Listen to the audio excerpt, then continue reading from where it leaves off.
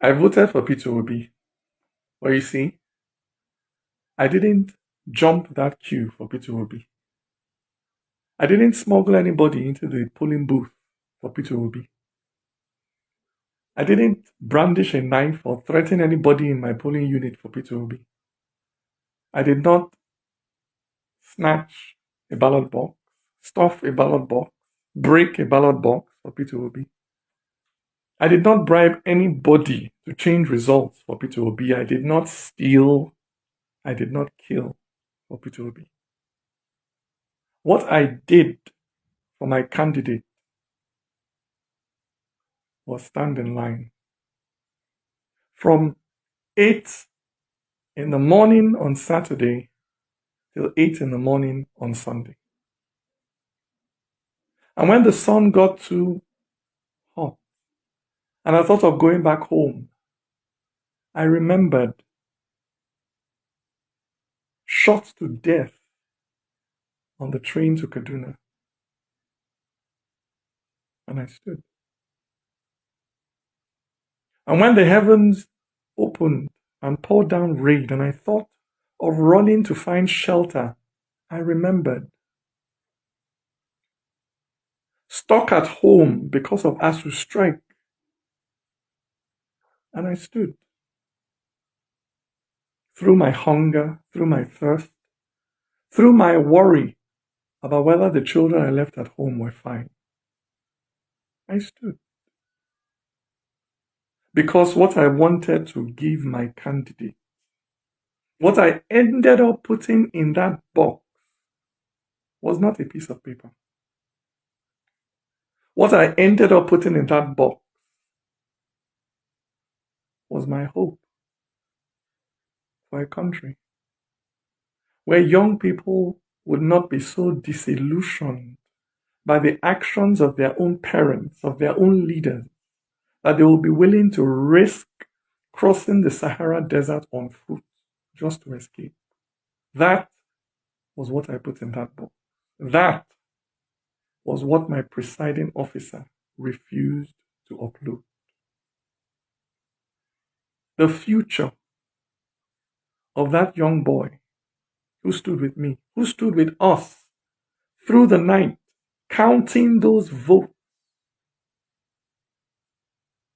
He was a first-time voter, pregnant with hope. But somewhere between our polling unit and the collation center, that boy's future was ambushed by a politician. A politician who used biro to cross out that boy's destiny.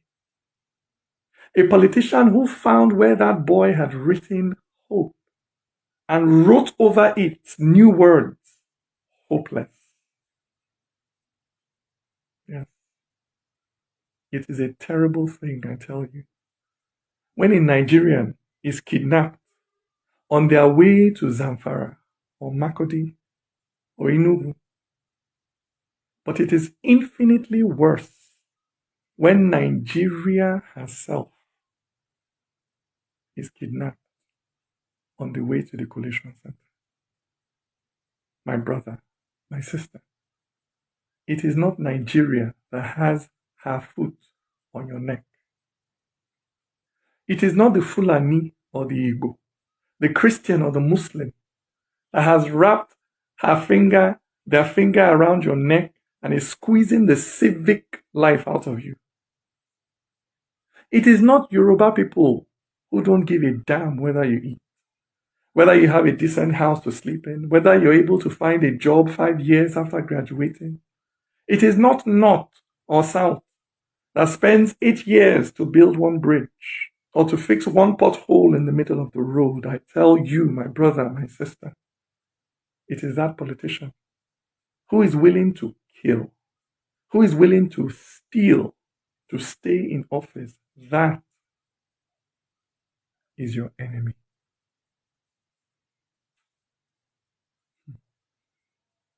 But like the serially abused, many of you have fallen in love with your kidnapper. And you admire the swagger of those who steal destiny. You admire the confidence of those who use the future of the Almajiri to fuel their cans.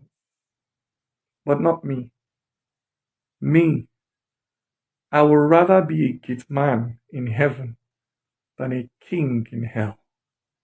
Me, my heart will always be there, standing in line with that young boy, waiting patiently for that day when our hopes will come. Mahmoud Yakubu, count our hope. For it is bearable, it is honorable to lose in a contest that is fair. But nobody who steals political power will use it for good. Mahmoud Yakubu, count our vote.